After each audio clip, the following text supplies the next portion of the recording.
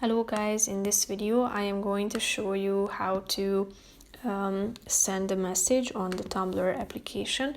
But first I just want to mention, don't forget to subscribe to my channel, because at 10,000 subscribers I am going to show you my whole YouTube revenue statistics and growth strategy, how to make money online. So let's jump into it.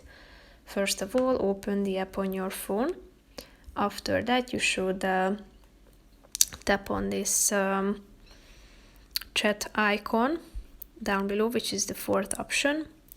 Tap on the chat icon again at the top in the upper right corner of the screen. Here you should select an addressee, so type in the username of it, and then you should type in your message.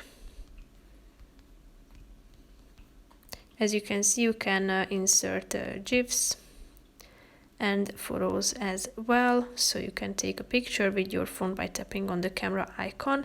Then in order to send your message, tap on this send button in the middle of the screen in the right side.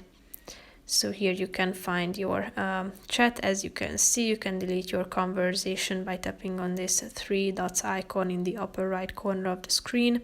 You can also mark it as spam and block the addressee to whom you have just sent a message. That's pretty much it for this video, guys. See you in the next one. Bye bye.